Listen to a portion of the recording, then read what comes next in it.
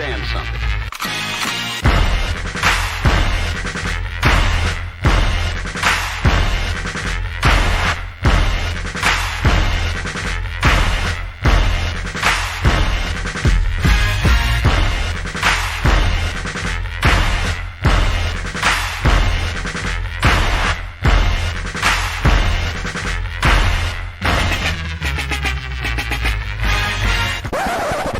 The thing that I like most about being a dad is that I see that I'm about to impact the world.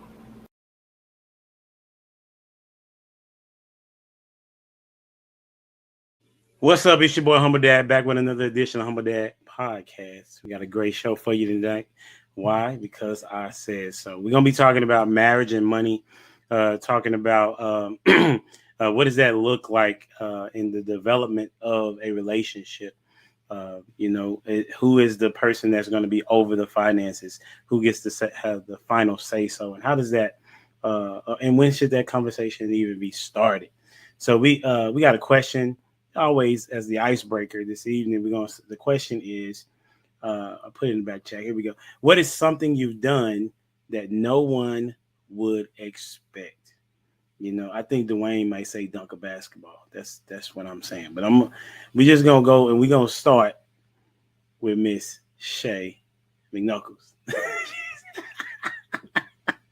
you can you hear me? Maybe I can't hear you. Let me see. I can hear you. I was on mute. I was like, no. Listen, I'm that teacher that called on you because you said don't call on me. I don't even know where to start. I'm sorry. I know what is something you've done that no one would expect. Yeah. And Benny's in the background like, let me do it. And I'm like, no, you can't answer this for me. I need to circle the block. I need time. All right. Yeah. Okay. I'm gonna take you off. I'm gonna bring you back. All right. Okay. Thank you. All right, bet. Okay. Hey, we're gonna go with somebody that's always ready. Mr. Prototype.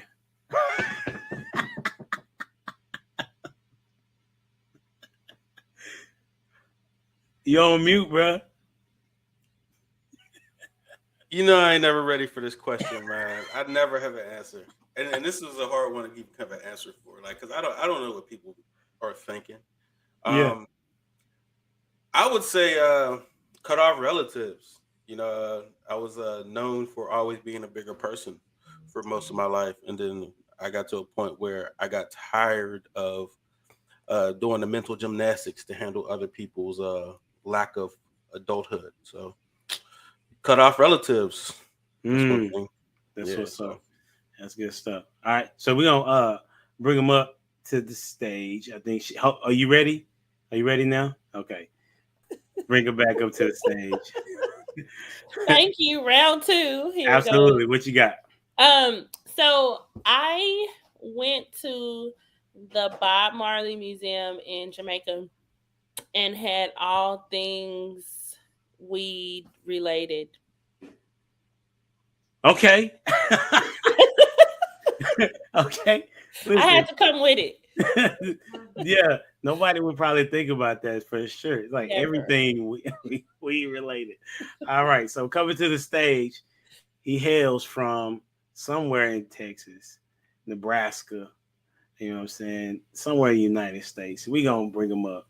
Mr. Sir Hale. You got to get him. From Nebraska. Are you guys hearing me clearly? Am I coming through good? Yeah. Okay, good. So what's something that I've done that no one would expect? It's a phenomenal question. What I have done is I've gone on tour to sing background vocals in Hollywood with a successful gospel artist. What? Yep.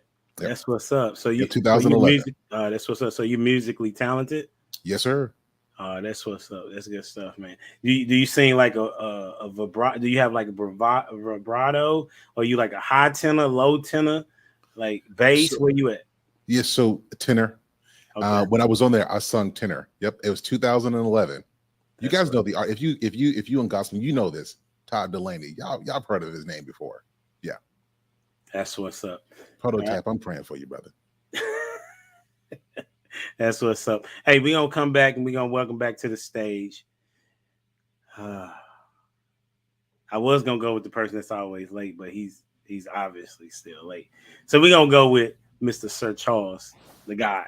How you doing tonight, sir? Man, I'm super blessed. How y'all doing tonight? Same here, bro. Can you hear me? Am I coming in good? Oh, you sound real good, bro. Okay.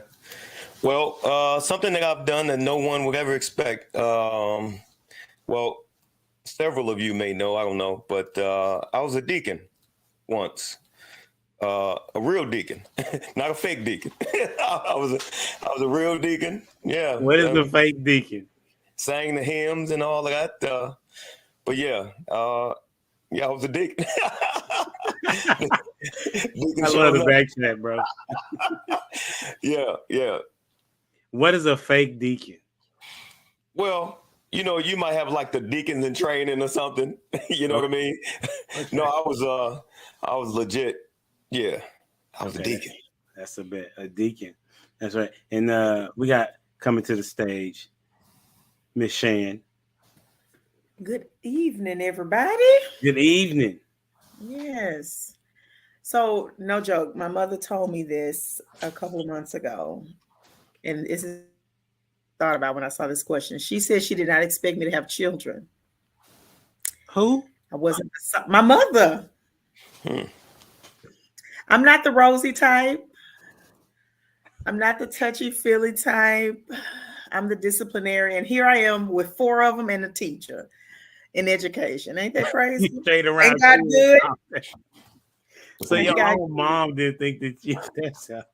Them kids are when we had kids over the house, I was the disciplinarian. I was like, yo, we ain't doing this. Sit down. Like, what we doing? So she just felt like maybe I was too rough around the edges that I wouldn't want them. Yeah. Wow. I got 4. So yeah. But it's amazing how kids can teach us to soften up and be patient. I've seen some very impatient people have kids and learn patience. Yes, sir. Yeah, that's a fact. And then welcome to the stage, my homie, my friend, Mr. Dwayne Jones. What's up, boss? Yo. What up, brother? Sorry I was late. I had to review the manual for my mic. I had You did. Come on, dude. That's what My brother said he had to review. Yeah. you came in and no, you ain't had no issues, bro. I appreciate that. No. You got the question? Yes, sir. I took a floral design class as an elective in high school. What? Yeah, I know. That's what's up. A floral design class. That's what's up. I say, if people don't know, I used to be a Christian rap artist / business manager / what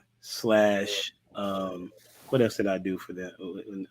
Also t-shirts, stuff like branding. So I did that for about 5 years.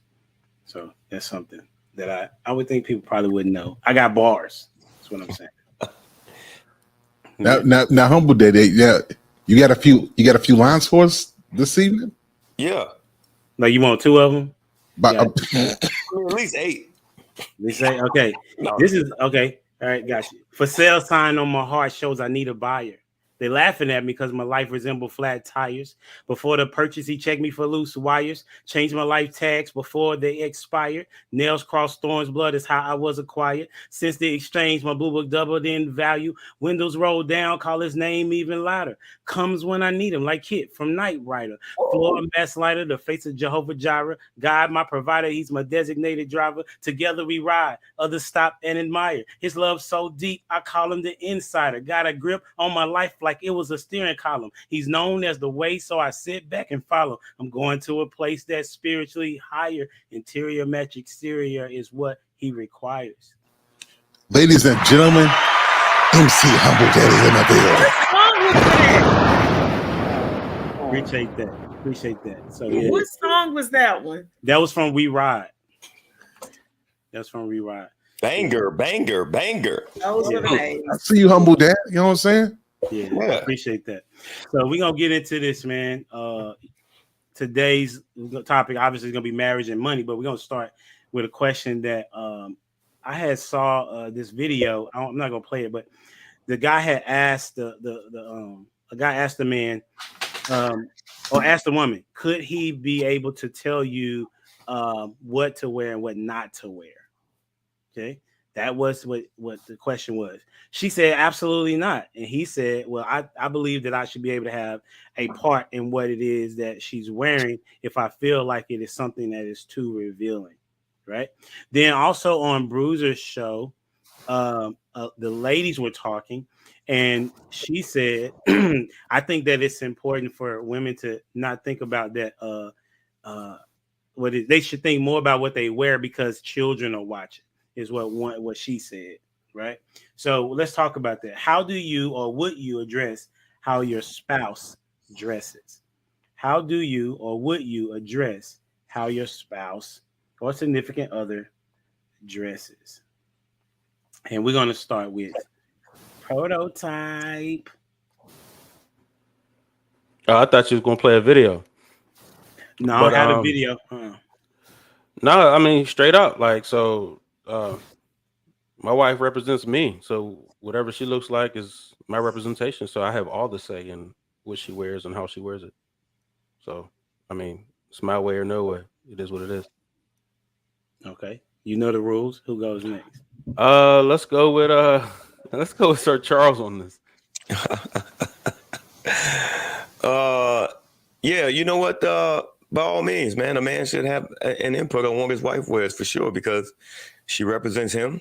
And listen, if I can't, I'm not trying to control you. There's a difference between controlling your wardrobe and having some say, because a lot of times these women could be, dressing in a way that attracts some attention from guys that, will try to challenge you depending on where you go. You know what I'm saying? It could be a safety thing. So if I tell you, no, that's inappropriate, you need to listen. Or I just kind of feel like if a woman offers too much resistance, then that ain't your woman. I just kind of how I feel. So of course, and we'll go with Uncle Ricky since. What's up, family? What's happening, man? Sorry I'm late. No worries. Appreciate you being here, boss. I said, how do you or would you address how your spouse dresses? I will ask her politely, and if she doesn't do what I say, she can kick rocks. It's simply what it is. Because again, everybody try to play like when a woman dressing like that, she's not advertising. That's exactly what you're doing. You don't dress that way for yourself. That's a lie. It's a lie. When you go outside and you dressing scantily and sexy, that's to get the attention of other men. And we need to stop playing like that's not the case. That is the case. So when a man puts on a nice suit and he works out, he ain't doing that for the fellas. He want to look nice for the ladies, right? First thing a woman say when a man look nice and he's smelling good, where you going? It's the same with y'all. It's just y'all get the that misdirection. You insecure. What's wrong? I'm with you, ain't I? If you with me, then why you trying to sell yourself then? So a little bit of pushback. Saying that I have a question. So are you saying that we only Was Ricky finished? Yeah, I was finished. Okay, good. Okay, so I can speak now. Yes, ma'am. You got it. Okay. So are you saying that we only dress nice for the attention of other people? Attention of other men. If you're a heterosexual woman, yes. I have to disagree with that, but that's not the question at hand, but like the main topic. But I have to disagree with that. I think that can be a reason, but that's not always the reason. There is a such thing as wanting to look good for oneself too. Okay. So you can look good without wearing scantily clothes, correct? And we don't necessarily have to talk about scantily clothes. It's just about looking good. That's the only thing I got a problem with. But I just got a problem with the statement, we're only dressing to look good to attract the attention of men. Again, if you're outside scantily clad as a woman and you have a man, you are advertising yourself for other men. I Because if understand you clearly what you're saying. right. So if you want to dress scantily for me, we do that in the confines of our bedroom. That's why you have lingerie. That's why you can open the robe. That's why if you show up to me with a trench coat and nothing under, for me. Okay, so you're just talking about scantily. That's it, but Yes. not just looking good. No, Only scantily. But again, my understanding, if you want clarification, a woman that looks nice, she could wear a pantsuit, and we know she got a fat ass and some nice titties. Mm-hmm. Right? We see that. That's what I'm saying. Mm-hmm. But these modern women, they want to use the excuse that they can dress like a chick in a rap video, like a thotty too hottie, and then say I'm doing this for me. That's a lie. No, you're not. You're advertising yourself as a woman. She fishing. Thank you. Okay. That's just Well, the if fact you're of the saying matter. scantily, I can agree with that. If you're saying scantily, and which is very broad, so that's relative. But if you're saying scantily, I can agree with that. That it's probably for the attraction of men, but just to dress up and to look nice, because you can look nice without looking scantily. You do that for Yeah. sexual purposes. Totally, Now, I will say, here's my totally pushback. understand that.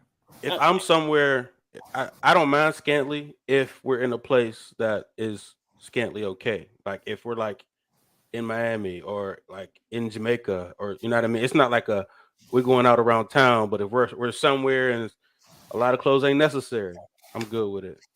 Yeah, I hear what you're saying like that. If we on a beach, you see what I'm Yeah. saying? We at a pool. That's not what I'm talking about. I'm talking about women outside dressing like strippers to go to a club, to go to brunch, right? To go to dinner. Nah, that's not happening. That's not happening with me. That's not happening. You gotta call somebody next, Rick. Oh, my bad. Let's go to the sister Shan. How you doing, sis? I'm doing good. How are you? I'm blessed. Thank you for asking. Awesome. We have been on this show a while, and so one thing that we've talked about in the past is knowing who you have picked as a spouse. So if you find a woman in the street and she's dressing provocatively, and you're dating her and she's dressing provocatively, 9 times out of 10, once you become spouse, she's still going to try to dress provocatively.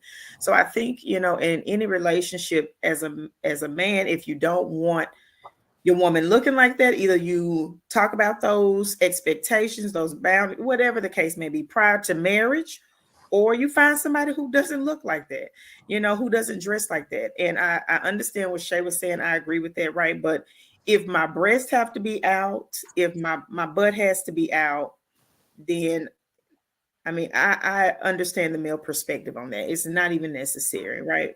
I don't want another man looking at me, because my man can walk away while I'm in line and some other dude approach me. It just causes unnecessary problems that, we don't need to put ourselves in those situations. Self-respect. And I think we have a lack of that in the world at this point. And it is what it is. Be fine as wine, even overly tight clothes are an issue. You know what I mean? So that's my say. I wouldn't have a problem if my spouse thought that something was overly, sexualized, and he said something to me. I'd be like, yeah, okay, I understand. And most of the time, us women, if you second guess that outfit, you probably don't need to put it on. Okay. And so we do. And we'll convince ourselves that we should wear, and we're going out there, and that it is what it is. So there you have it. Should you be able to tell your man what he's? I think I should, absolutely. Like, babe, men now, those pants are getting tighter. So, sweetheart, I see your acorn tree. I need you to put it away. Hey, what you doing? So yes, absolutely. I think the same thing. If the sweatpants are a thing nowadays, honey, do you have drawers on? Men are going out here with no drawers on, sweatpants. Seriously, how many Instagram videos have you seen where they purposely are wearing things, doing jump ropes? And no, what are we doing? No. So if he can tell me, I should be able to tell him. Who you got going next? Come on, Dwayne Wayne. Oh man, yeah, I believe I should be able to speak into that. and have it be respected, because it does go both ways. And my wife has told me, like, hey, you can't wear that. Go turn right back around and go on in there and change. But yeah, also I see Prototype's perspective too. Like, yeah, if you're out and about, but there's a limit to that too. Like, and what Shan was saying, like from the start, like that was a criteria. Like, I wasn't about to have to try and bend that and fight that fight. If you dress a particular way before, typically you're going to continue that.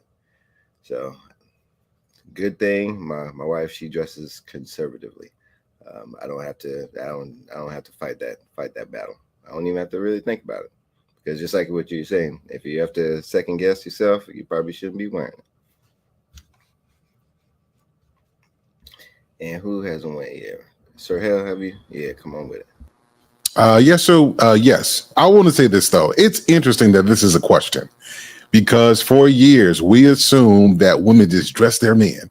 No questions asked. There's no assumptions. She dress them how she want to dress them. But it's a big deal when we're talking about women taking advice from their man. I think it's ridiculous. So of course a man should be able to. It just a couple of different things. Now, Shay, I know you said, because you're a conservative woman, I can tell you love the Lord with all of your heart. But most women, I'm telling you, when they dress, they're dressing for the attention of other people, whether they're doing this on a conscious level or on a subconscious level. So if she's being sexy and sexual and she knows the attention is coming, there's a reason she's digging for that. No woman who dresses to show herself is doing so because she feels confident. You can be confident when you're getting out the shower, but when you go into public, there's a certain way you ought to dress. And if she does dress in a certain way that brings attention, it's because she's craving it for some reason or other. Now, I will have a caveat. Like if you go to California and you have the body type, that's different. If you have clothes that really look nice on you and they fit well, that's good. I think the problem we see is people be wearing stuff that's not good for their body type. You know what I mean? They want it to be sexy. They want it to be provocative, and it doesn't fit them, right? So I say if you're in your 20s and you have a nice shape, nice figure, dress really well, right? But as you get older, you should know how to dress more modestly. And of course, take the advice of the person you're with, because what else you gonna do, right? So why you put an age limit on that? There's women out here in their 40s looking bad. Like, why you put an age on that? Well, I said age and body type, right? So if you can fit it and it looks good on you, but let's be honest, you know, just because you have a nice body, after a certain age, you shouldn't be dressing looking like a 25-year-old, right? So there are some things that I'm for me personally, there were some situations where I think you need to dress appropriately for your age. Doesn't mean it can't be nice, but there's nothing worse to me than seeing a 50-year-old dude dressed like he's 16, or right, a 50-year-old woman dressed like she's 22. Just because you got the body doesn't mean it's appropriate or that it even looks well. It doesn't mean that you're representing yourself well. You talking about when Jerry Rice couldn't let go of his braids? That was you talking about? Yeah, I will. So why you go to the extremes of saying that the old dude dresses like a 16-year-old? That's not an extreme. That's just an observation. I mean, that's an extreme though. That's an extreme. Like, no, because we know that's out of line. But a 22-year-old dressing like a 50, if they got the same body, I don't see no problem. I tell you what, do me a favor, just go on TikTok and just don't even type nothing. Just look on TikTok. I'm challenging your argument. It's not about TikTok or what we see. Like, you know what I'm saying? Like if a 22-year-old woman dresses a way and a 50-year-old woman and they got the same body, I don't see a problem in them, you know, dressing any differently. Yeah, and I'm saying I can respect that perspective. For me personally, though, I'll give you an example. If like you take the exact same outfit and put it on a 20-year-old and a 40-year-old, regardless if they have a bad body or not, depending on how you want to represent yourself, it comes off a certain way. You know, for some clothes, it looks like you're trying to be 20. It just the appearance of that, right? As opposed to, I mean, I'm pretty sure you've heard it being said that she's dressing and it looks like she's dressing and it don't look her age, or vice versa. A woman is dressing too old. They fishing for what they fishing for, right? We tell them all the time they competing for the same man. As soon as they hit 20, you know what I'm saying? We tell them all the time they competing for the same guy, right? So I mean, she's just trying to keep up. You just put an age limit though, you at 20, and the extreme is the other way for kids. So how about whenever kids start dressing provocatively because of what they see by people that are whatever age, grown, whether you're in the 20s up. So I think it does. There are both extremes, and for me personally, having kids in my household and having to monitor how they leave the house, those are the things I concern myself with as well. So if my wife dresses scandalously, what are my kids going to do? Those are the closest eyes to them. So then my kids are going to start to then mimic that same behavior. So I look at it from that point as well. They are seeing certain things, and then they then desire to then put those things on because they're not stupid. They're not stupid. Like for example, if you see these little boys and they're sagging their pants, where they learn that from? Whenever you see these little girls out there on videos twerking and all that, where they learn that from? They're learning it from somewhere, and chances are it's at home. So that's how I put it. As for the age limit, it also then goes down to children as well, because they're the most impressionable. So as you grow older, you would hope that you mature and you then get out of trying to gain or garner attention, and that's all kids do. I mean, women like attention. It is what it is. It don't really matter what age they are. Yeah, but it's like what's age appropriate.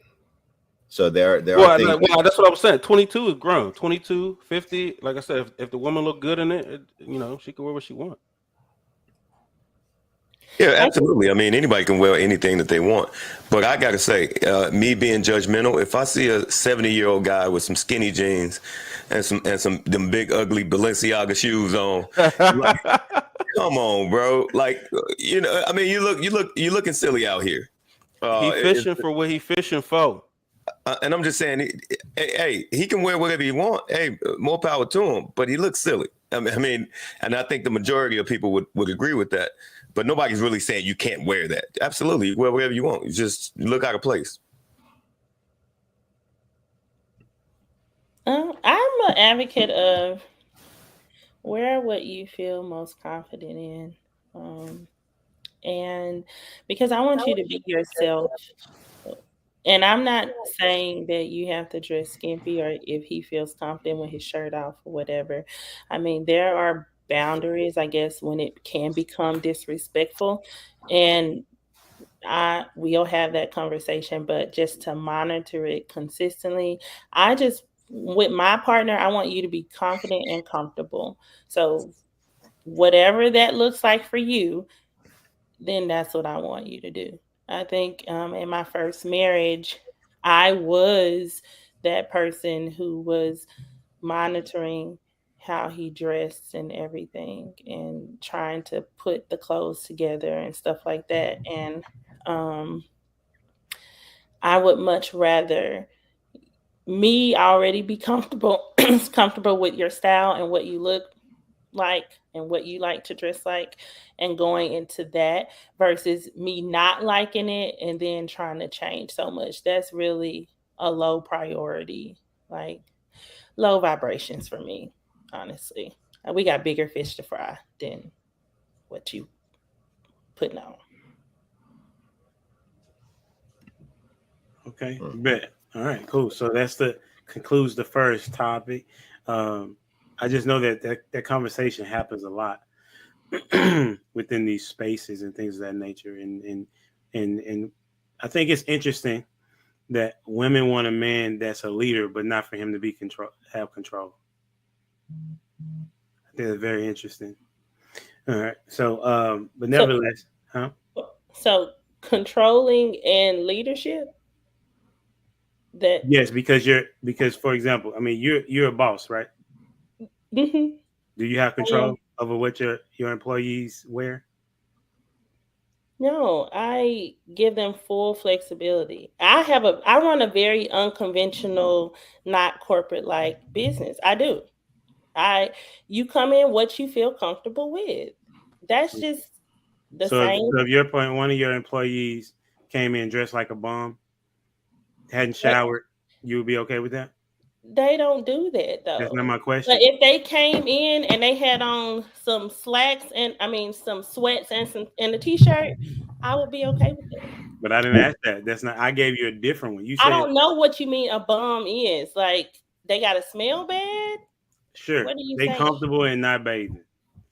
Okay. They Yeah. haven't washed their clothes. That's very extreme. It Like, is. But extremes happen. It But is extremes no, happen. that's very. But I've been ex- doing this 14 years. That has not happened. Okay, Well, okay, So, okay, okay, okay, okay, okay, okay, like, okay, come okay, on. okay, okay, okay. What may I ask? Because I don't know. I'm new to this, right? What And I'm may an I, accountant, so we're okay, in the you black account. and white Oh, world. okay, so you deal with numbers, right? hmm So what type of accounting do you do? Is it true numbers accounting, money to market? What type of accounting do you do?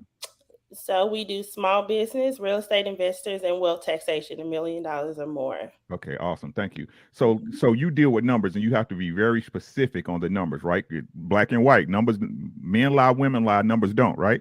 hmm But let's say you had an employee, right, that was fudging the numbers to get a bigger bonus. We can't do that. Right, because you're the boss, right? Right, because we would get in trouble. Right. Not Like, but I'm not going to jail behind anybody. exactly, But- because hold on, Okay, go because ahead. you would suffer the consequence of that person being under you as you as an Right. employer, correct? Correct. So you have control over your house, over your establishment, correct? I do. I have control, but it's not like a strong arm fist. Everything that I say goes control. That's probably why I've been able to have my team for as long as I have. Most small business owners don't have their team for 10 plus years, right? Because I'm very fluid and flexible in terms of how I manage them. It's very fluid. And because of that, I've learned in my 14 years of being a leader is that, yeah, you have control, but you really don't have as much control as you think. It's just like the president of the United States. You're trying to encourage other people to operate at their highest level, right? So, in order to do that, you don't lead with a strong fist by being in control. You actually do the reverse. Give them flexibility so that they can be in a position of control, and then we define it and make tweaks as necessary. Right. And that's where I found success. So, but at the end of the day, are you the boss? Are you the head of your organization? Yes or no? I am, but Okay, nobody would know that. Hold on. Look. Okay. So again, you said you give them flexibility, right? Again, you're still exhibiting control. You're controlling them the way you want to control them. Right? So again, give me a Go second, ahead. right? No, go We ahead. put this negative emphasis on the word control when we have so many different forms of control and influence. Like you influence, right? And you hopefully train your people to be flexible and smart, and hopefully right from the beginning, you're picking people that you won't even have to lead, right? Hey, I hired you for a reason, right? Right?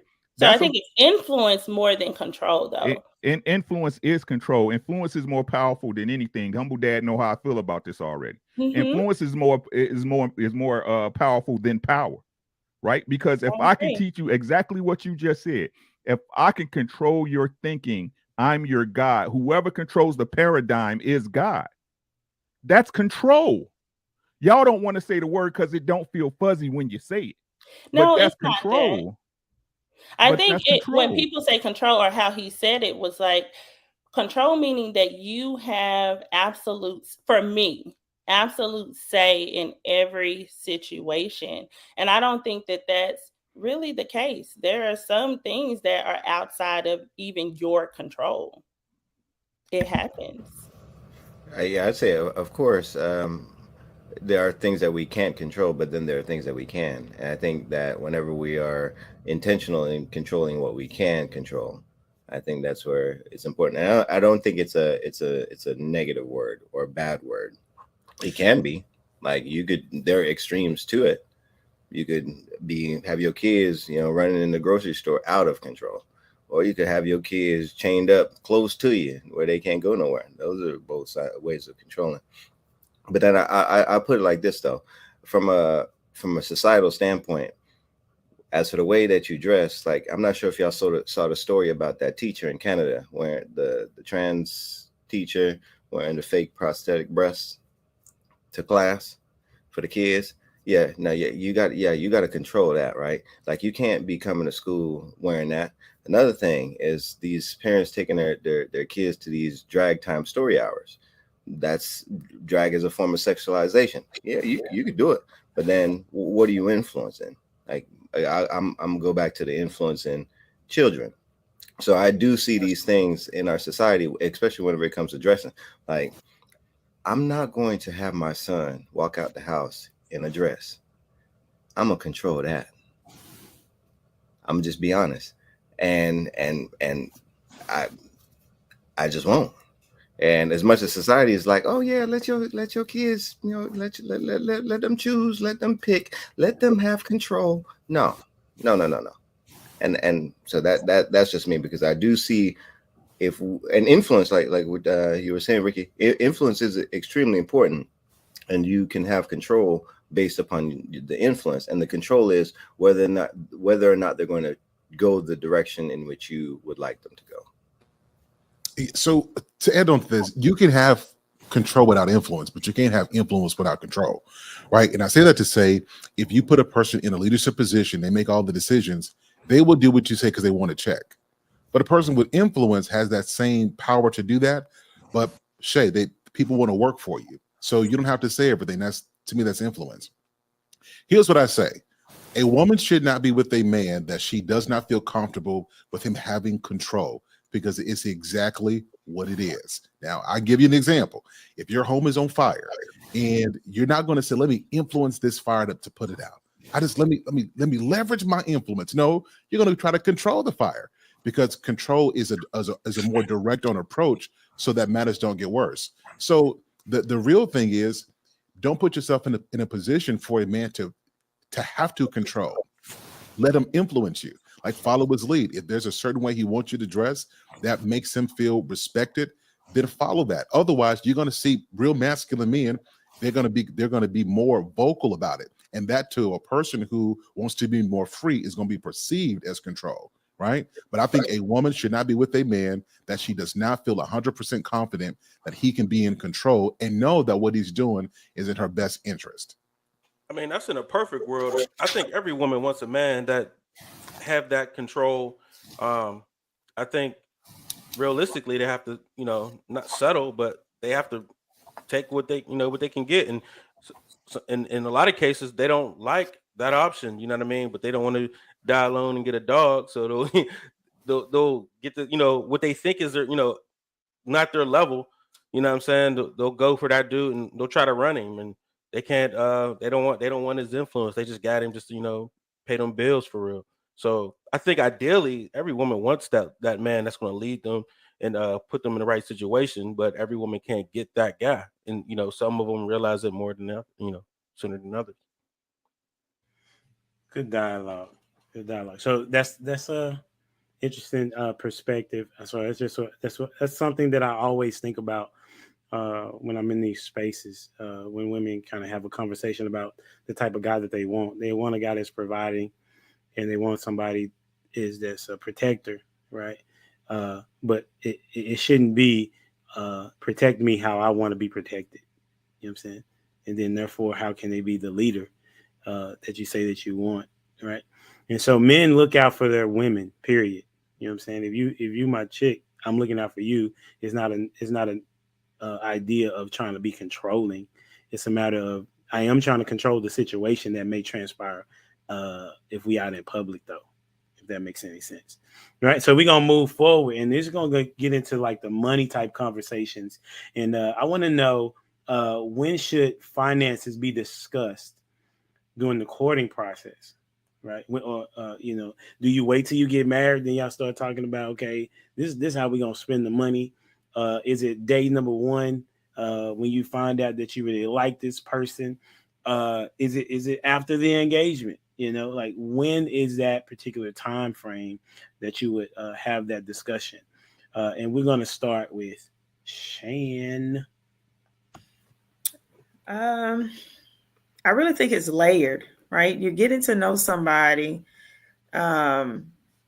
immediately. Do you have money coming in? Like that needs to be, are you employed? How long have you been working there? Are you one of these job hoppers? Because I'm not going to even waste my time pursuing anything further with you if you don't even have steady income.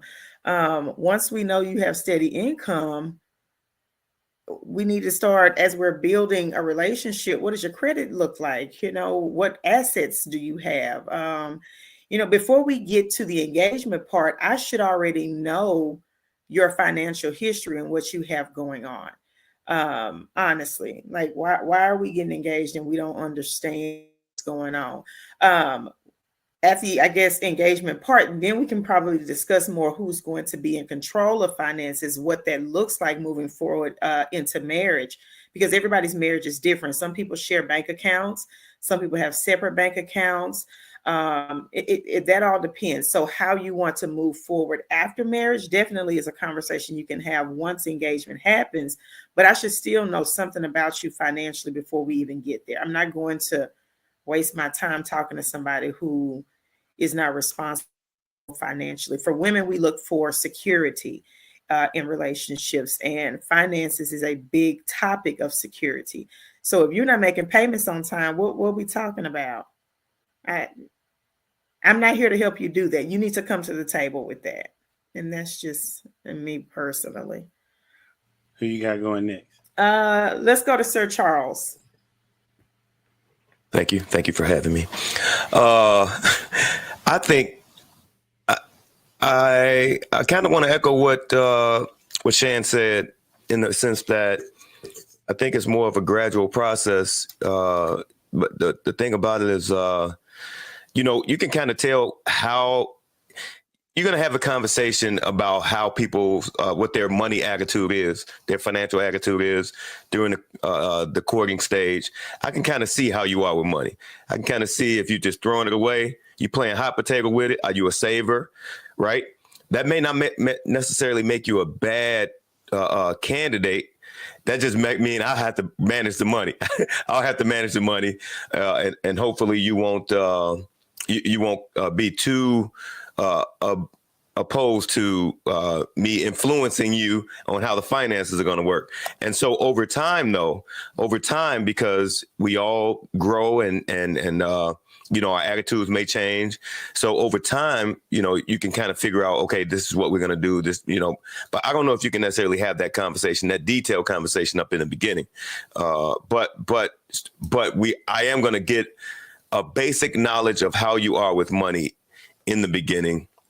I would say that, like for me, someone who is I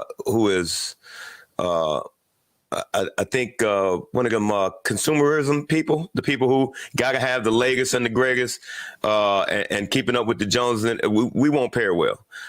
we won't pair well, and for me, that'll get them dismissed in the beginning, because that's gonna be counter to what I actually my money attitude. So yeah, I think that conversation is gradual over time. Is my point. And we'll go with Shay. I'm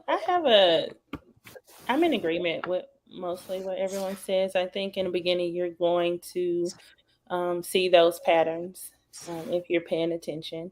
And as you begin to seriously date, you want to have more in-depth conversations about money habits and debt and credit and assets and all of those things as you date and as you seriously date, and how everything should be divided or handled and who would be managing that. I think as the relationship progresses, that you do have those more in-depth conversations, and before engagement you should have a pretty good idea of who should be managing what, like in terms of the finances and how they would be managed.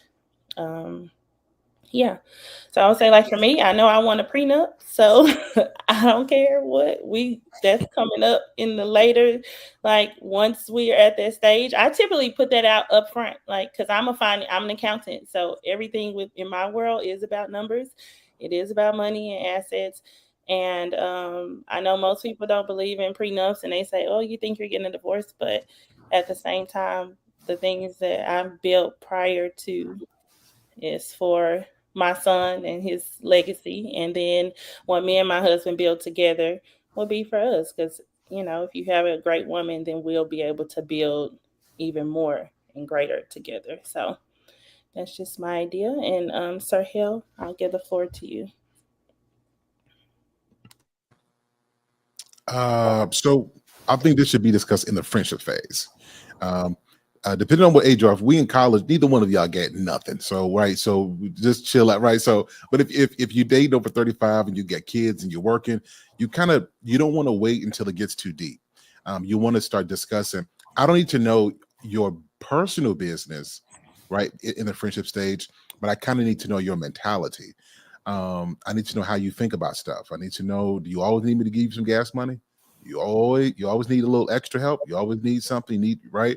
I need to see how you conduct yourself. The other thing is I need to also hear your plan for your money. Like one of the things that I noticed is a lot of women that I counsel and talk to, they know how to hustle. Like, so their mindset of success is how much they hustle. They do hair on the side, they hold a job, and they bring money in, but managing that money, like you could be making $75,000 a year, and it sounds like it's good money, but if you are spending 90% of that and then the 10% for emergencies, well, it's better to make 50,000 and be a great manager of that. And that directly goes to mindset. So, I look at things like, she makes $75,000, but she got the Benz, she got the really nice apartment. She has to have the latest styles. I mean, the nice hair, and she can afford it, but she can't afford nothing else.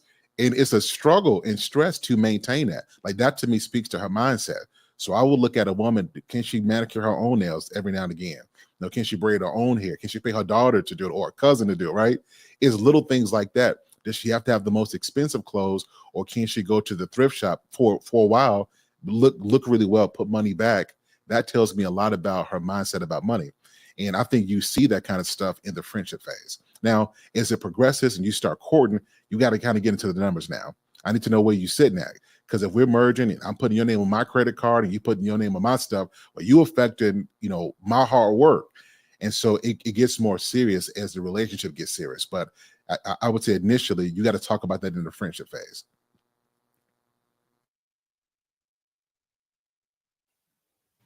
Who you got going next? Let's go with a prototype. I would agree with most of what you said, right?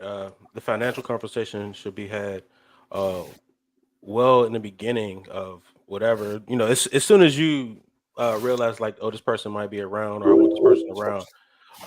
I think you should start having a plan on how you want things to move. And I'm talking about as far as the man, and you share that with her, and if she agrees, I think it's one of those things that you use to vet as well. You know what I'm saying? So have that conversation as early as you can, and let her know what you're trying to do, what you need her to do, what she's bringing in, or how she's going to move financially, and so on and so forth. So, and of course, over time, start implementing those things out.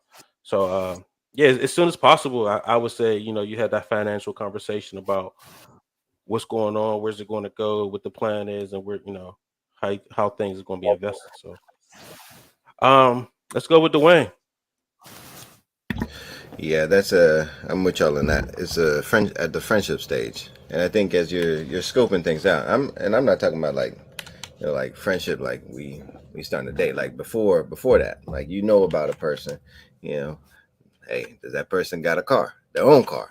Like, does that person, is it maintained? Is it broke down? Is it, and I think that those are the things that we're judgmental about, but it's like, typically we want to find somebody where we're at, if not better.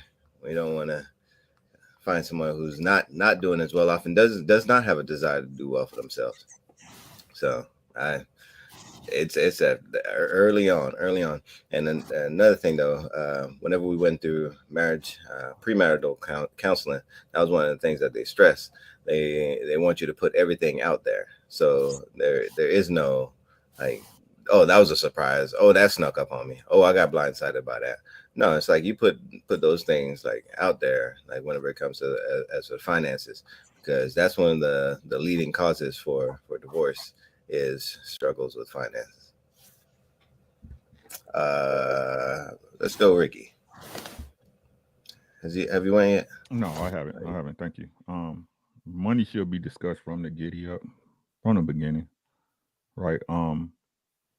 But I also think a lot of people, and I agree with all y'all. I mean, y'all spitting facts is kind of what it is. I believe in being observant. You know what I mean? You can only have money problems for so long from anybody if we dating. It's just what it is, right?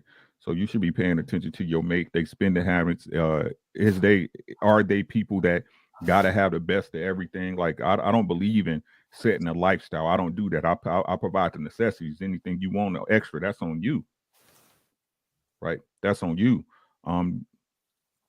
I think that's the biggest thing, man. I have an understanding that once a woman gets to a certain standard, it's real hard for her to go backwards. And I ain't gonna do that to myself.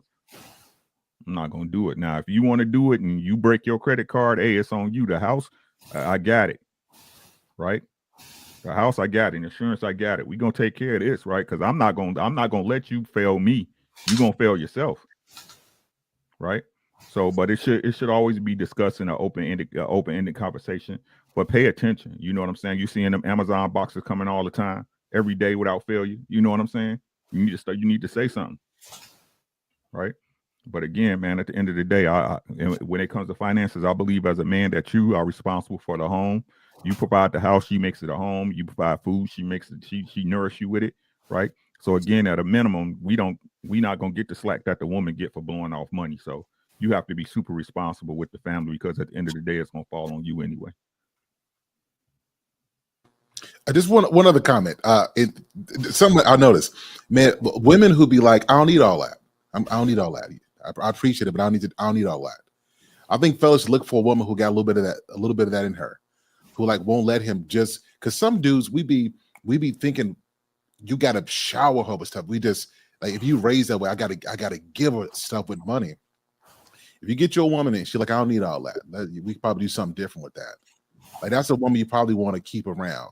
Like, because very few women actually do that because a lot of women's love language is stuff. So if you got a woman who like, I don't need the whole big ring. I don't need, like my wife did something like, I'm getting her a new ring, right? It's a true story. I'm getting her a new wedding ring. Y'all know how much I paid for the wedding ring she got on her finger now? I say about $750. That's what you believe? I spent $43. That's what I'm talking about. At Walmart. And my wife, I'm getting her a new ring now. I done bought a house and the car. She got everything. And she said the reason she wants to keep it on is because it's a sign that the ring, the price of the ring don't mean the worth of the marriage. And I thought that was cold. I'm like, that's hot. That's hot, right? So I said that to say, find you a woman who get her nice things, right? You do nice things, but priorities make a difference. And if she's not so focused on material stuff and she like we could put this 10,000 toward the house or toward buying an apartment building or something like that. Like that's a woman you want to keep around because she's going to help set up stuff so buying a ring ain't nothing. It's a drop in the bucket because you've got different streams of income coming in. So just a little sign for brothers. Get you a woman who is okay with saying, I don't need all that sometimes. That's a benefit. Mm-hmm. Facts. Yeah, there's this little girl back in my junior high school at the entrance of the apartments. We used to catch the bus. I was like, oh man, I'm fresh from California back to Texas. I'm like, hey, she's pretty. Let me write her a note. Wrote her a note. She wrote me one back, and I read it. She was like, I like gifts. And cut. Immediately, I didn't write her back. No, I just turned the other way. I like gifts. No, thank you. Like, I don't know. Like, we ain't going two different directions like that. That's the whole reason why I cut dating short. You know what I'm saying? I was like, man, they want like you to pay for everything, right? Which is cool, but like if I'm going on all these dates, like I'm gonna have to be forking over some money. You know what I'm saying? I'm like I'm frugal with mine. You know what I'm saying? If I got it, I'll spend it. And if I know where it's coming and going, then I'm good. But yeah, everybody made some very good points. I think that like I'm with Ricky, it should be discussed at the beginning. You know what I'm saying? Because the relationships that you should be trying to have should be leading towards marriage, in my opinion, right? And otherwise, you just wasting time. And so, on your first date, I think Shan was kind of saying it too. Like, what you do for a living? You know what I'm saying? You have steady income. I get that. You know what I'm saying? Or what's your plan? You know what I'm saying? What's your intentions? Things of that nature. Because dude may not have the money coming in like that right now, right? But he may have a plan that will be beneficial for him to have money coming in, right? Just depends on where he at in life, right? So that's just my take. So anybody else want to have something to say before we transition to the next one? Yeah, real quick. Dwayne said he cut them when they say the gifts are their love language. I never admitted this to anyone, but I swear when a woman tells me that her love language is gifts, I'm like, I start looking at her sideways. I promise you. Because here's my perception, and I know I'm generalizing, right? But women have insatiable appetites for stuff, attention. Maybe it might be attention, it might be time. Whereas you might get a little bit of time, and then now they want more, or they might want, So gradually it increases. So when you tell me gifts, I'm thinking at some point, those Tiffany bracelets ain't gonna cut it. You want you want a Birkin bag, and then at some point the Birkin bag ain't gonna cut it. You want to. I just be and I really believe I seen it play out with one of my partners and his wife. It's like the gifts just keep getting bigger and bigger, and she thinks nothing of it. So I don't know. It's kind of a red flag to me, for me. When a woman tells me that her love language is gifts. Now, she'll never just say gifts solely. Of course, she'll say quality time, words of affirmation, but she's going to throw them gifts in there. When she say gifts, I'm like, I don't think that's necessarily, I don't think the gifts thing is a red flag or a problem. As long as you're getting your love language in return.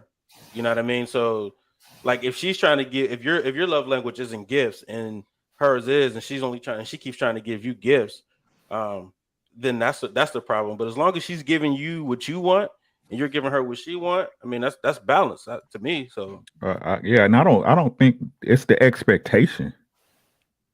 You see what I'm saying? That's what really kills it. Like I don't get this understanding where women think like most men buy their girl stuff. Yeah. Like where do y'all like you with it? My question is, ladies, why you with a dude who ain't never bought you nothing? Did you hear what I said? And here's the thing. And I know people might want to swing on me for this. I don't like buying gifts on Valentine's Day. I don't, only because I feel like a sheep. I feel like a sheep in there. Everybody flocking to the stores, and this is the day that I have to show you love because everybody else doing it, right?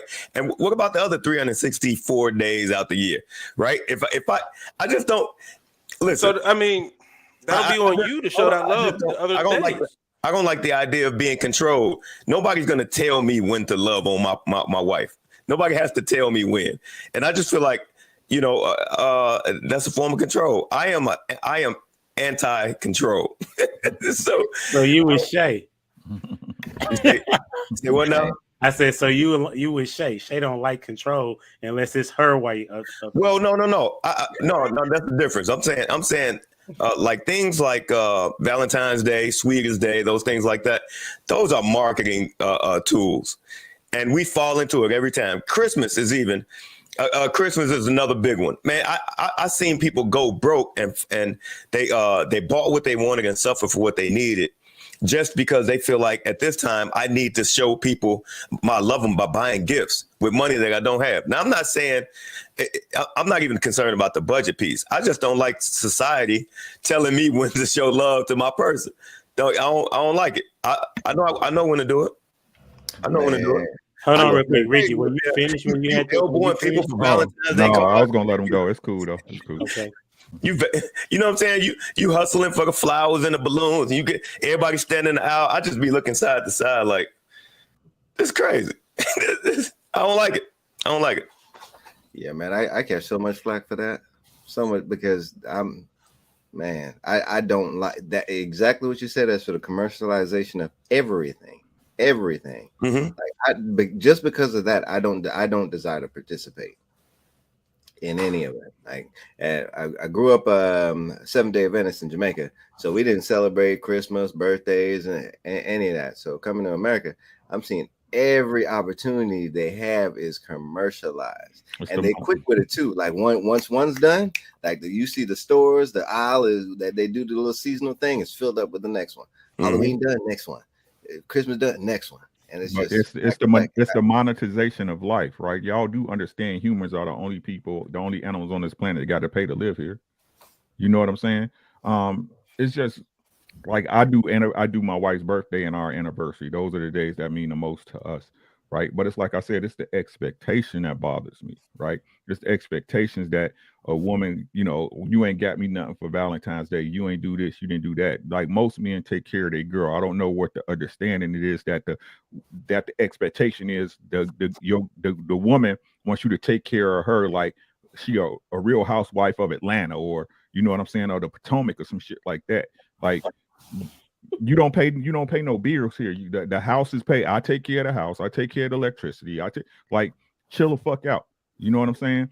Like that's what I don't understand. But again, like I said, y'all with men who y'all got to split shit with anyway. So I kind of get the feeling of where y'all be going the way y'all going. You know what I'm saying?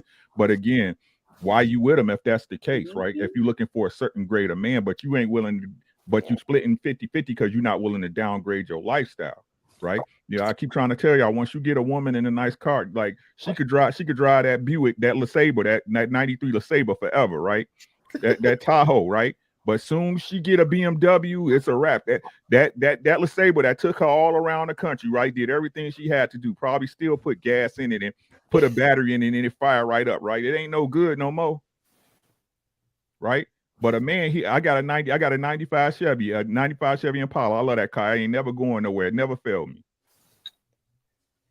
I still got my Honda, okay? Right. It got 300,000 miles on it. I'm just joking. No, but that's what I'm saying though. Like again, if you were a man, like what else could you want? Like if a man is taking care of everything, fine. What else do you want? You just greedy. No, I think the thing is, a lot of these women want to be able to show off. No, I'm done. I'm good. Okay. I'm good. A lot of these women want to be able to show off. They want to be able to show off their man and what their man done for them and the things, And I heard this guy say at work one time. He said, "Hey, once you take a woman to Rome, it's hard to get her back to the farm. It's hard to take her back to the farm once you expose her to those things." And I'm not saying you shouldn't, but it is the expectation that sometimes women don't understand that this might be abnormal. And at some point we might have to downgrade if our financial situation forces us to, and you got to be okay with that. Man, get you a woman that is for you. Yeah, like she may have some feelings about it, but if she's for you, she's gonna be rolling with you. And I do want to offer a little bit of pushback as well. So I don't want to say Valentine's Day is that I don't celebrate it because it's marked. If it's special to your woman and she take care of you, we'll make that a special day for her. That's what I believe. So in all of my time, we don't celebrate everything. But if my wife, with all she does, if she says Valentine's Day is special, well, I'm going to get the candy. I'm going to get the flowers. I'm going to order something from Amazon. I'm going to make it special because she's worth all of that. The point that I'm making is that you can make that day what you want it to be. Forget it being Valentine's Day. If she wants to feel special on that day, and that's your woman, and she takes care of you, make it special because she wants it, not necessarily because it's been marketed to make money on that day. That's a good point, because I got some good stuff for Valentine's Day, back to back for sure. So I kind of want to double back what Ricky was talking about. Like, you take care of everything, right? So she should be able to be comfortable in, this year we celebrating it, this year we not. I take care of you. So in that, and I think in most cases a woman would be. I think it is the 50-50 situations where you got to do the Valentine's, you got to do the Christmas, because she's not being taken care of. She's not resting in her feminine for 364. You know what I'm saying? So she needs those extra days to be feminine. You know what I mean? So if you keep her in a feminine space, man, like, those extra little days, the Valentine's Day, the Christmas, she don't care nothing about that because you take care of her every day of the year. So it is what it is. And I think most women will understand that. Your words, in an ideal world, you're right. Even as such, women still want to have a day to feel special. You know what I mean? It don't have to be every day, but so if you're celebrating your anniversary, maybe that could be that. I'm just saying a lot of guys think, and I used to think this way because my wife hasn't. We just talked about this moments ago. Lady never paid no rent, mortgage, insurance, car. She just ain't. She ain't showing nothing about that. And as a man, I'm like, that's enough. I take care of the bills, take care of the heavy stuff. Look, you should be appreciative. Well, that's my responsibility as a husband. When I married her and we agreed that I would do this, that's the job, right? I'll reverse it. So my wife does the cooking.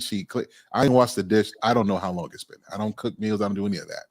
Well, she can't turn around and say, well, I cook for you, so you should feel special. No, every now and again, my wife will just say, babe, let's go out someplace and let's just be me and you, right? Because you have a job, but then on top of that job, your job is to make the person you with feel special, however they want to feel that. And so that's all that I'm saying. We got our core responsibilities, but at that same time, we should be doing stuff to demonstrate just how much I love you and just how much I value and I appreciate you. And so if we're going to take this day to celebrate that, then that's what we're going to do. Even though you know that I'm consistent around the year, just this day is set aside to let you know how much I love you, girl. You see what I'm saying? I think that's the way it's supposed to be. I think, okay, so I'll explain a touch further. For me, I would rather be off the grid. I'm not really concerned about what the rest of the world is doing. I really want to move to my own beat. That's why I subscribe to the minimalist lifestyle. I don't want to participate in consumerism. I don't do nothing, like literally in my own lane. And I've been very fortunate to be with women who rocked with me on that same level. Because listen, I understand spontaneity. I could pop up and say, hey, let's go somewhere in 2 weeks or whatever. Can you get the time off? Stuff like that. And that's me. I like operating on my own terms. That's just me. And so if I don't know, I'm just saying, for a woman who would want to celebrate every holiday and this and that, I don't know. That probably wouldn't be for me. I think. Oh, go ahead. I'm sorry. No, you go ahead, Shannon. I've been talking. You go ahead, sis. I think for women, I don't think that we understand. Like, I am the type of female, I don't want to really celebrate any of those things just because I want to be part of the crowd. And now that I am dating again, I actually get more because I just choose not to be involved in it than I would have with trying to ask for it. Like, who cares that it's Valentine's Day? I got gifts that I wasn't even expecting. Thank you, and I appreciate it. But it's not something that I asked for. Anniversaries are great. Birthdays, if you choose to do that. I think it's about what your household has going on. What is your plan overall for your household? Does that include all of this extra stuff? If it does, great. If it doesn't, so be it. I'm a little bit more, I'm different. I'm not like these other women out here. What's the bottom line? I mean, I was taken on a date and I asked him, did you go over budget? Because if you've gone over budget, we done. Like, let's just move on. That was me. I pay for dates sometimes. Sometimes I slide my card. I have an issue with the way that a lot of women are put out here. There are us. You grown, Shan. There are us. Grown. I'm talking about, like, I've known Shan for a while. Like, this is a thing. This is a new thing for you, Shan. See, because I don't have time for it. If I want to go out with you, fine. If I don't, it is what it is. If you want to spend your money today, good. I got you next time. We are adults. We are all trying to get somewhere. We're trying to meet goals. We're trying to do things. We're trying to leave legacies. So I don't want whatever we got going on to get into the way of that. Is the key thing. What legacy are we leaving together? If that doesn't include all this extra gifts, so be it. If you can make it work, so be it. And I got pushback for Sir Hell. Right? Look, we realists. We know the world around us. We not blind or not privy to it. So if you got a man that's taking care of everything, you special. Did you hear what I said? You should know you special already because you know your girlfriend down there struggling. Come on, man. You Come know on, your man. girlfriend down there struggling. As a man, if you got a woman that come home and she cooking and she cleaning, you know you special because you know your boy girl, he going to work for 13 hours and come home to nothing. Right? Why do people gotta be so extra? Right? When a person loving you should be enough. Right? And this is what I'm saying, Sir Harold. It's not I love you, girl. I'm gonna get up. We gonna do date night. I'm gonna make you feel special that night. Get up. Don't even. Hey, just get up. We getting out the house. Let's go. Right? Pull up here. Hey, you got some hoop gold? You did I ever get you some hoop earrings? No, you ain't. Hey, pull up 2 weeks. Hey, I got you some gold hoops, baby. Just cause. Right? But then you want to come to me talking about I want something on Valentine's Day. Get the fuck out of here. Right? That's what I'm saying. Right? It's the expectation. If a man like my woman take care of me. Y'all know me. I love my old lady. You know what I'm saying? Ain't no expectation for nothing big because Valentine's Day hit the sweetest day. Nah, baby, you here with me. We cool. You take care of me. Right? It's that outside world. We want to, and other people want to see what it looked like, what y'all doing. That's why people do that stuff. Right? You special because I'm here and I'm taking care of you. You could be one of the statistics everybody like to say. You a statistic. You could be one of them out there. Right? So again, it's just the understanding, right? I hear what you're saying. I understand, right? Like I upgraded my boo-boo too. You know what I'm saying? Started off small, went big, right? But that's gonna happen regardless. It's the extra stuff that people be asking for that be killing me. Nah, your woman take care of you, boy. Chill out. Be happy. You know what I'm saying? Treat your girl right. Hey, that man take care of you. Fix him a meal, man. Rub that man feet. What's going on? Right? That's all I got to say on it, man. Okay, so I got some pushback for the pushback for the pushback. So I think I need y'all to understand. So Christmas, we don't really buy gifts. Valentine's Day, we really don't buy gifts because it's just pretty much what you said. If she was on here today, she'll tell you she don't need nothing. Like she don't want for nothing. What I'm saying though is that it's not really about her saying I want to spend time on Valentine's Day. I should be proactive to say, my girl, this woman to help all 4 of my kids, take care of my kids. It should be something in me that just want to do something a little bit more special to just show my gratitude and appreciation for her. So I'll give you an example. When I go out to dinner, the waiter, they have a base salary.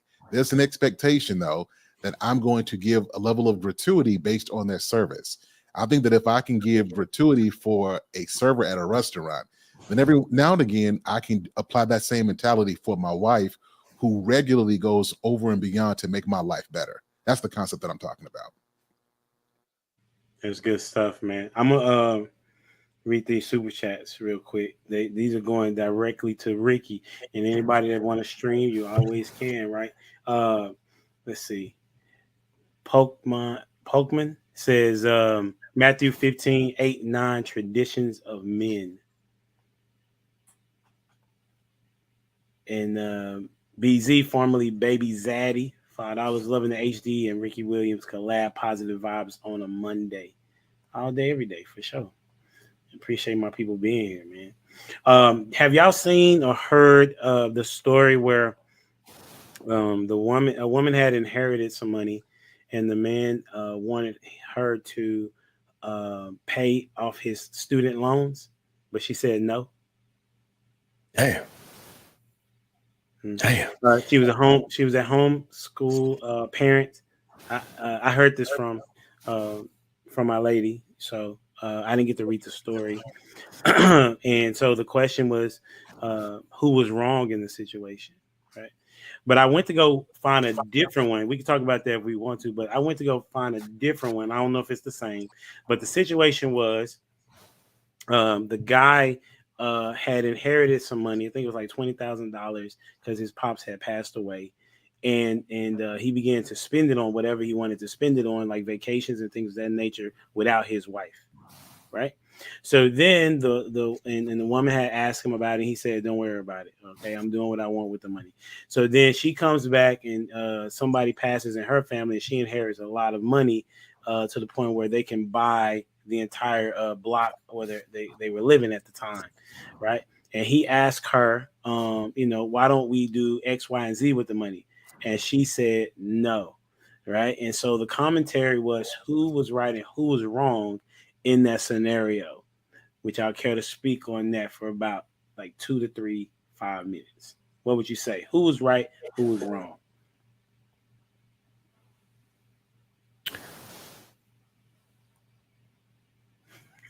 Well, I can quite get the details.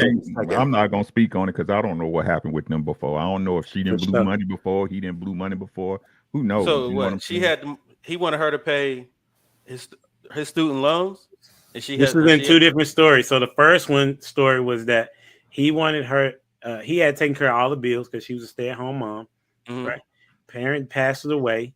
Right? She inherits a large sum of money. He said, "Can we use that money to pay off the student loans?" She says no. I would say his wood ain't wooden. That's what I would say to that.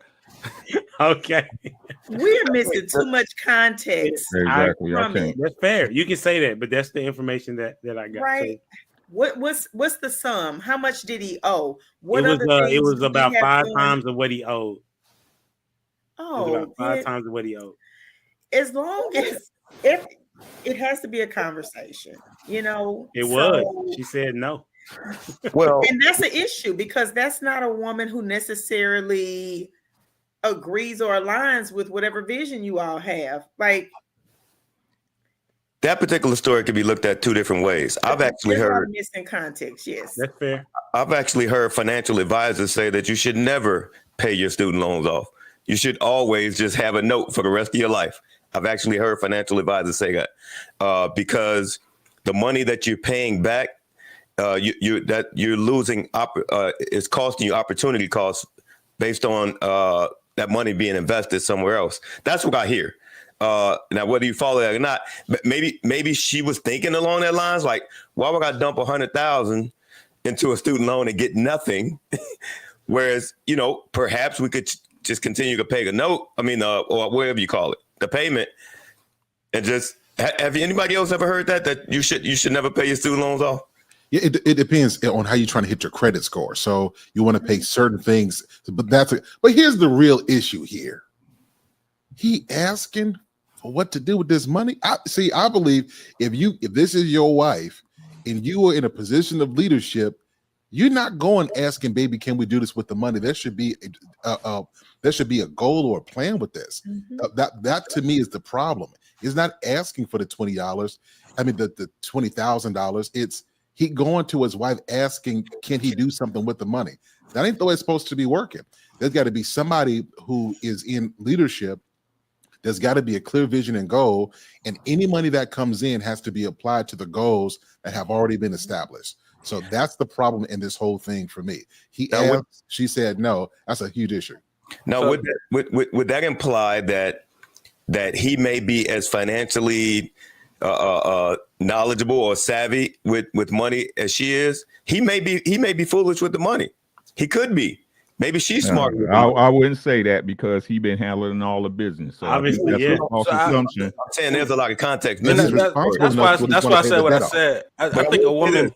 I will say this, just like that story goes, that a man's loyalty is tested when he has a lot, and a woman's loyalty is tested when he has a little. At that point, she had more money than him, right? So she probably looked at it like, you ain't on my level. Now that's another flip of the story. Whereas, a woman's loyalty is tested when she feel like she can crap on you, right? You ain't on my level, son. And perhaps it could have been that situation. But I know a real life situation where a man is not as good with money as his wife is. He's really not. And so it's probably best for her to handle it And so if putting that in conjunction with me hearing financial advisors say that it is ill-advised to pay your student loans off, maybe she was going in that direction. I don't know. Of course, So- there are lots of different contexts. I know a woman would give you her soul if she loved you, man. Like, so That's a fact. so the fact that he asked, like, a woman should never tell her man no, for real, if she love you like that. So he asked and she said no, and that's why I said what I said. You know what I'm saying? Something's wrong, something's missing, because he's paying all the bills, he's handling the business. You know what I'm saying? And then he asked her, like, hey, could we fix this situation? And she says no. There's something lacking, and that got to be it. Like, you know, so that's why I said what I said. I would, to that love part, I think it could be a lack of respect. To what you said, my wife in our first couple years of marriage, I think like 7, she was making like she's working at a car dealership, so she's making like 40-something grand, right? And I was jobless. I didn't have any money coming in except for hustling as a musician. But when it came to the money coming in, I dictated what was happening with the money. Like, it wasn't. But the reason why is she wasn't looking at it like, this is my salary. Now, this is my husband, and this is the money we got coming in. He's going to determine what we're going to do with this, right? That's why I said, get you a woman who is for you. Right. Because when you got a woman who is for you, she submits to you out of that respect. And whether or not she's making more than you, that's not a bargaining chip for her to leverage power over you. So get you a woman that is for you, and you can eliminate a lot of these problems. At the You beginning, let me. I'm sorry. Go ahead. no, Go ahead. I mean, to keep it simple, she doesn't value them as a couple over her financial security or whatever she ever wanted to do with the money, right?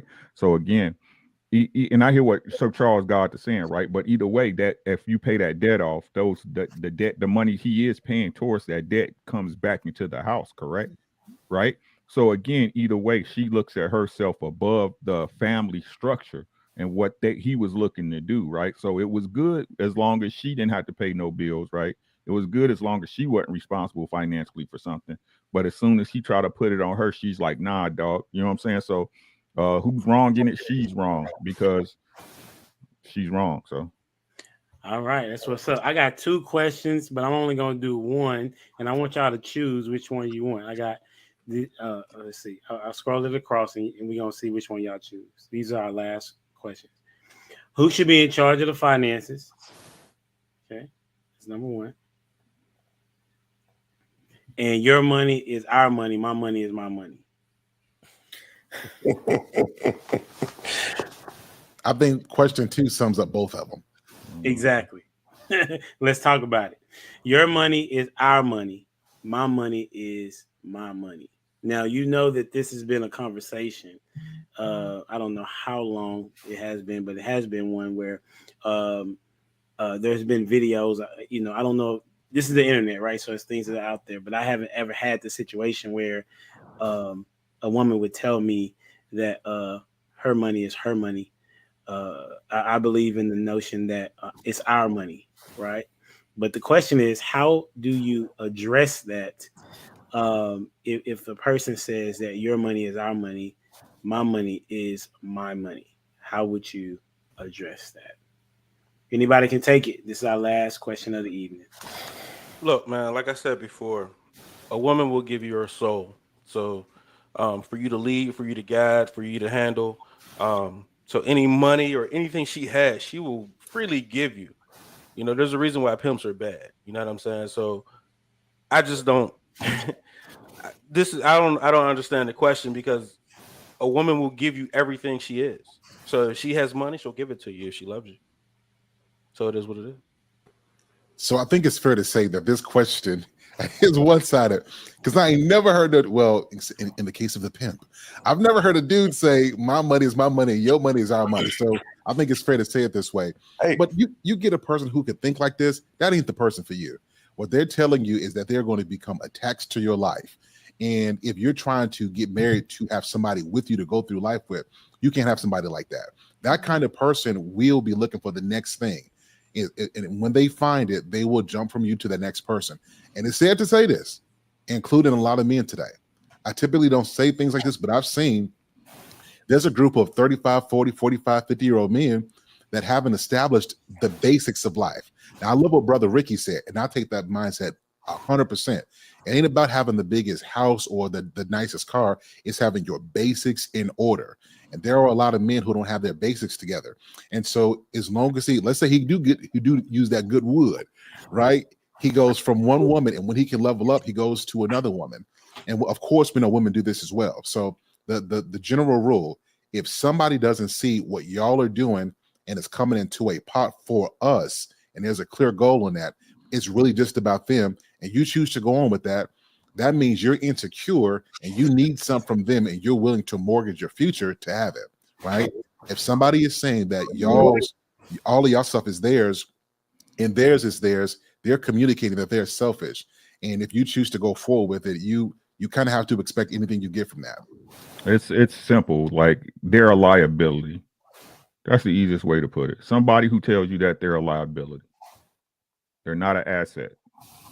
This is no, it could be specific cases. Fuck all that. Excuse my language. Right? Fuck all that. Nah, bro. They're a liability. They're willing to take from you and not give. Do with that what you will. Stupid. You want to be stupid? Go ahead and be stupid. That's all I got.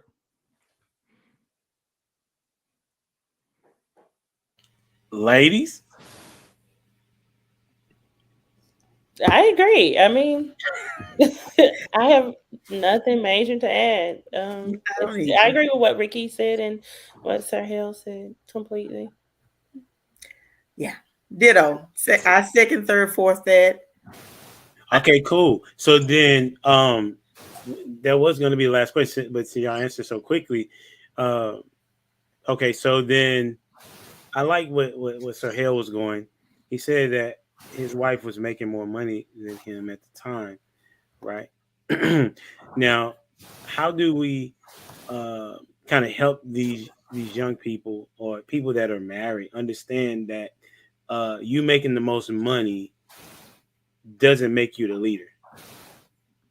That's how we had that conversation with the young people. Not necessarily talking to your spouse, but talking to the people that are listening, men and women. Just because whoever makes the most money doesn't determine their leadership. What would you say to that? That's a difficult question. I mean, you're saying, so help me understand. Mm-hmm. Whoever doesn't make the most money, repeat the question. Sorry, whoever makes the most money doesn't make them the leader. Well, I mean, if we're talking about marriage, the man should be leading. Are you asking who controls the money or who does the finances? Because your man is your head, so they should be leading. So they can run together, right? Like, because this is the talking point in the space, Shan, is that women want a man that makes the same as them or more. If they make more, then they feel like they should have the say so. So that's what are your goals together? What have you all agreed on in your household that you're trying to build towards, that you're trying to accomplish? What are your goals? If the conversation gets outside of that, then y'all are not on the same page. It always has to come back to what your goals are, period, point blank. Like, there's no other conversation. So if he bringing home 20,000 and you bringing home 60, his 20 is contributing to the goals, right? Period. If that's where he is at the time that you marry him, then you already knew what you were getting into. What are your goals at that level? You're helping him or he's helping, whatever the case is, to get to another level. Once you get there, set new goals. What are you guys doing? You know, who's working the money? Who's better at it? In my marriage, I allowed my ex-husband to lead financially. That did not work out. I am better at it. You know what I mean? And we had budget meetings, you know, so that we don't lose his sense of control and leadership. What are we working on together? And I made more money. So how are we bringing that together? What are we talking about? And are we accomplishing those goals? How do we fix it? How do we go back? How do we adjust? That really, at the end of the day, needs to be what needs to happen in a marriage that is successful and works. And I think this interesting scenario comes with he has to be able to like lead her in something, right? So I think it comes down to like a spiritual guidance. You know what I mean? Like he has to be able to like intellectually lead her and stimulate her that way, which would grant him the leadership or the respect that garner the respect from her.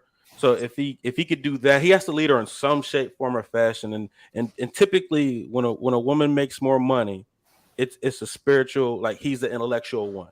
You know what I'm saying? So that's generally how I've seen that play out. And I just think he has to lead in some way. In that particular case, it's always a spiritual, like if he's a deacon or something like that, and she makes money, or something of the sort. But he has to do something to have better leadership, show some type of leadership for her to be submissive that way. I think that we have difficulty with is that we keep saying your money, my money. Shay, you can go after Shan. Our money. I think that's where we mess up.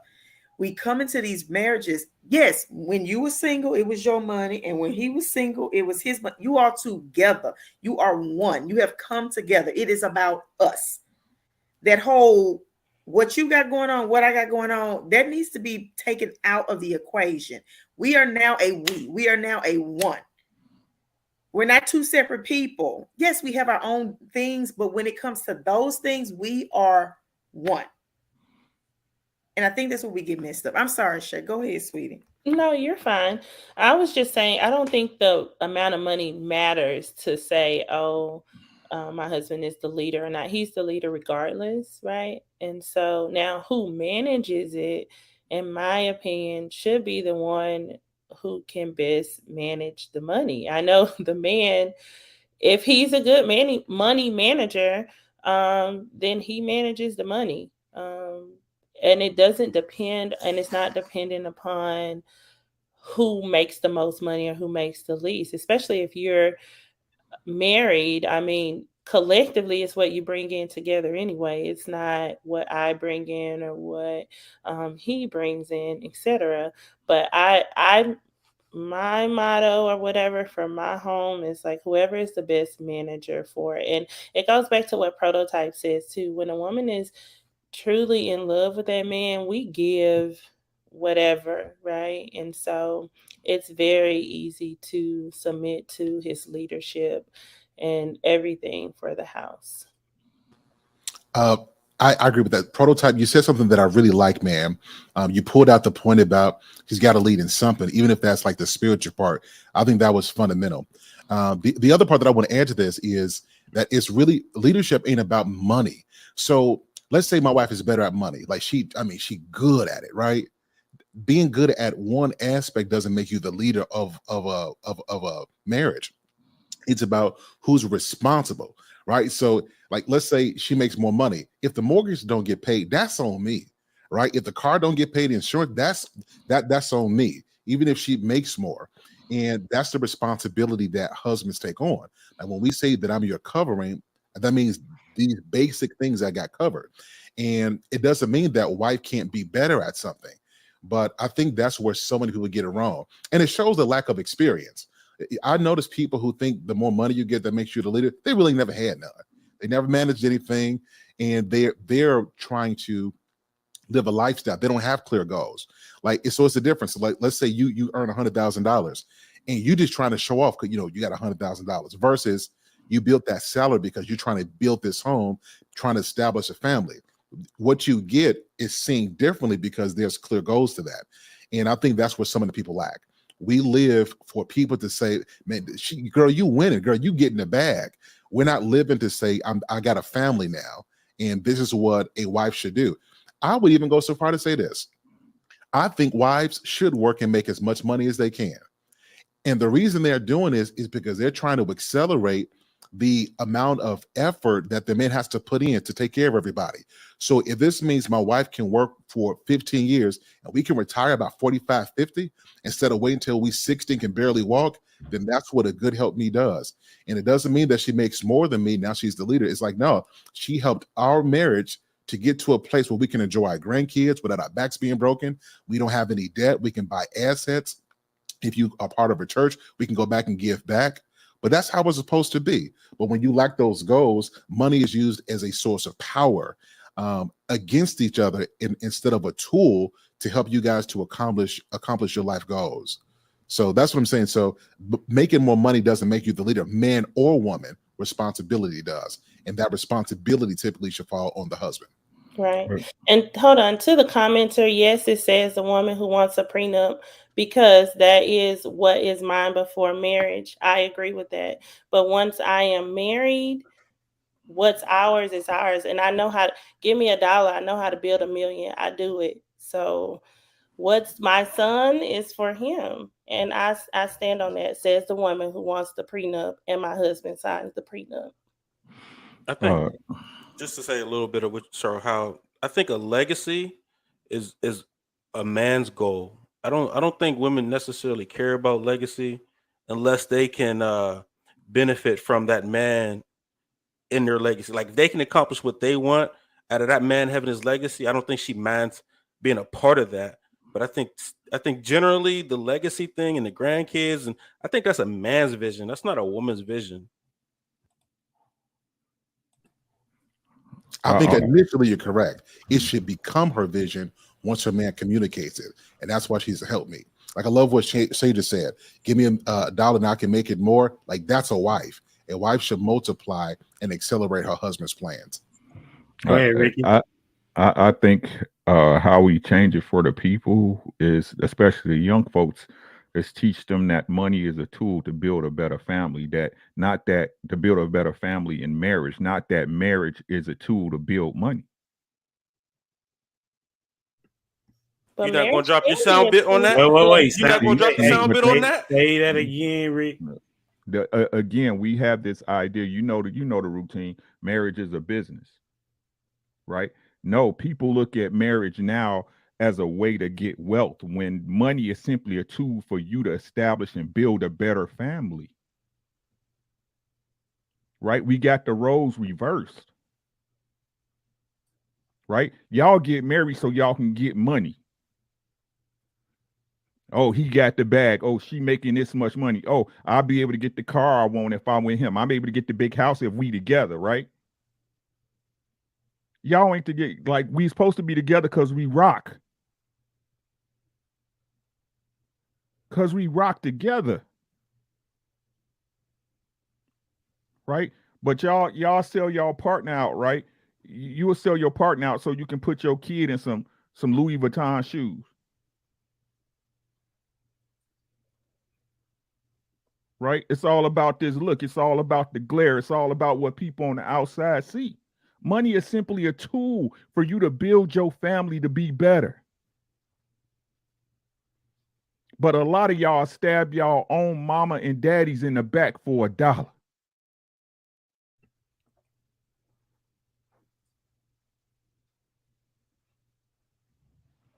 Did you hear what I said?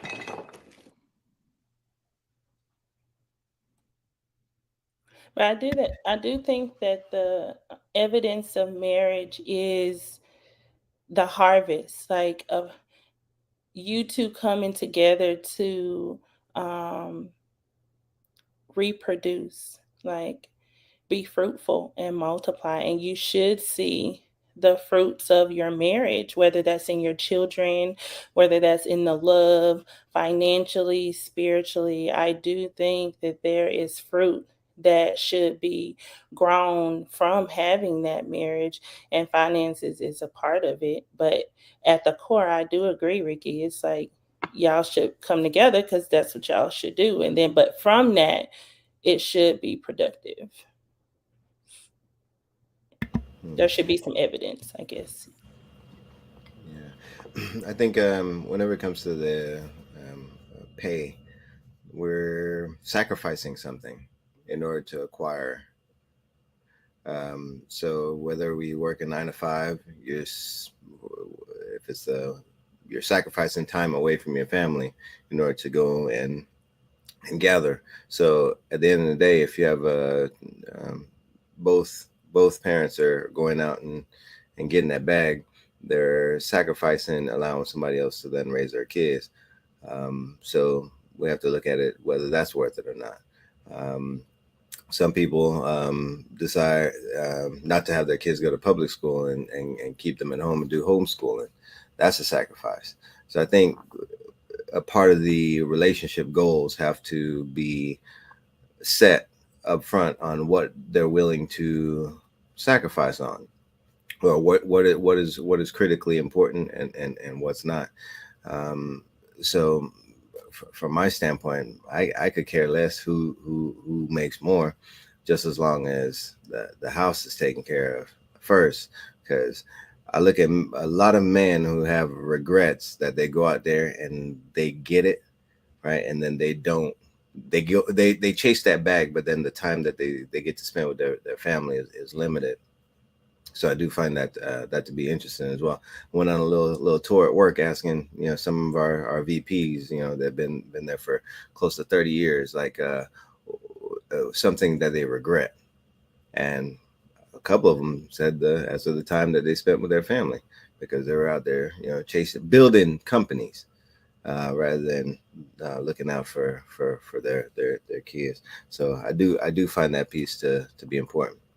But yeah, if you make more money, like it just depends on if you're putting it towards the family goals or not. Not only that, as a form of inheritance, the Bible says it's a good inheritance to leave. It's a good thing to leave an inheritance for your grandkids. So from that standpoint, like you, as a relationship goal, it's to build.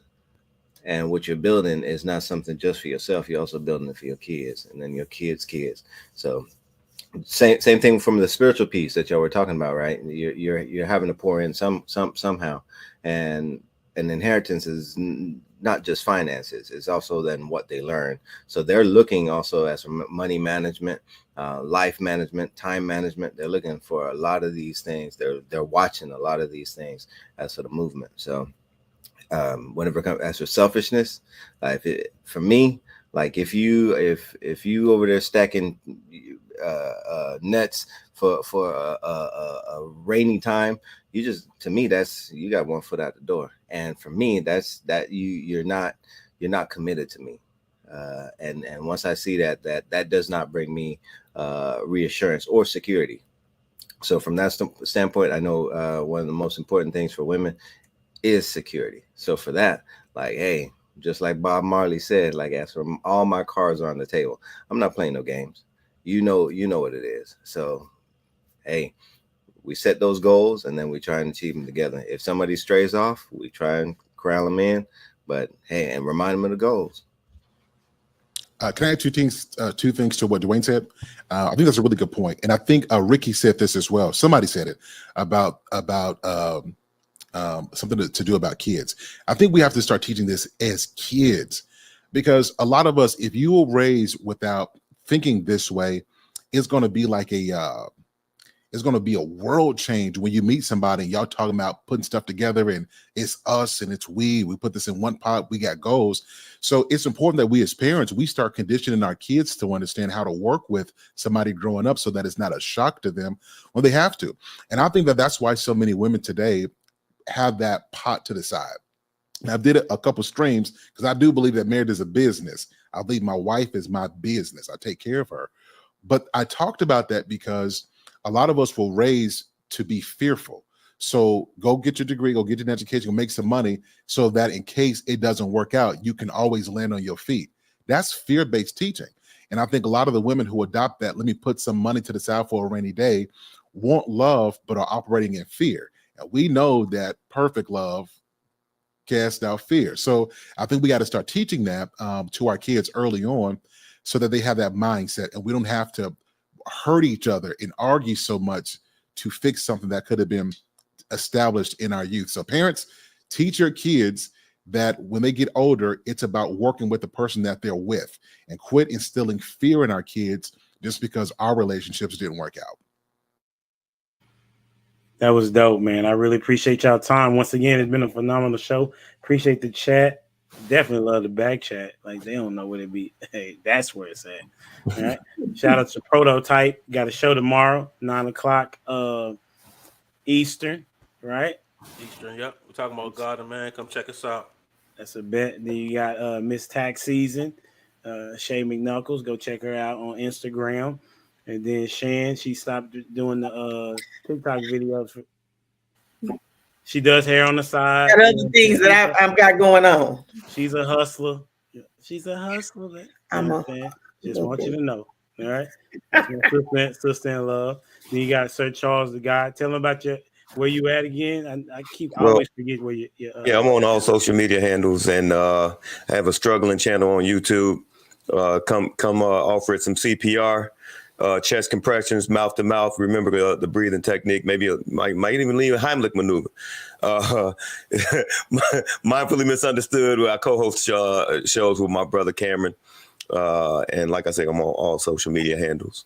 That's a bet. Then everybody knows Sir Hale. Super Sunday. Yeah, everybody knows this is Sir Hale. Tell them about where they can find you at.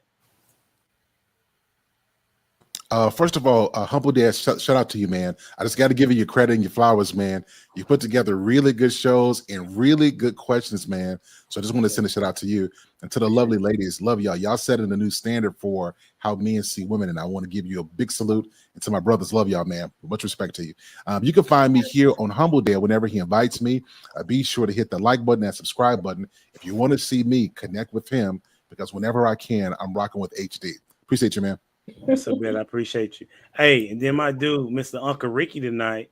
What can they find you, bro? What's good, everybody? Thank y'all so much for having me on tonight. I appreciate all y'all time and y'all input. It's good discussions. I appreciate it. Y'all can find me here on YouTube under Ricky Williams #TWT. You can follow me here over on Instagram at RDubs. That's ARE_DUBBZ. We have Truck Chronicles. I'm a working man, hard working man, take care of my family, right? So you hear me in the truck when we get it. You know what I'm saying? I talk boxing and life, but you got to get through the boxing first, right? And with that being said, y'all take care of yourself. Y'all know who it is, man. Allow me to reintroduce myself. My name is. Y'all have a great night. I love that one. Hey, then we got my boy Dwayne. Listen, man, you was really quiet tonight. You know what I'm saying? What can they find you, bro? I said for you, Dwayne Jones Photography. You know what I'm saying? You want you get some good photography. Hey, shout out to Dwayne. Fly him out to wherever you need him to be. Right? All right. Hey, it's been a wonderful show. I appreciate y'all time, man. Until next time, we out here. Thanks so much. Absolutely. Good night, panel.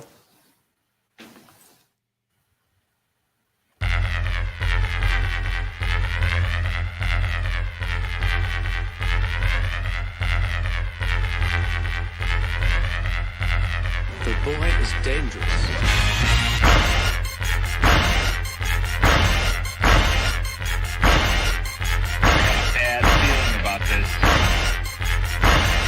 You don't seem to understand something.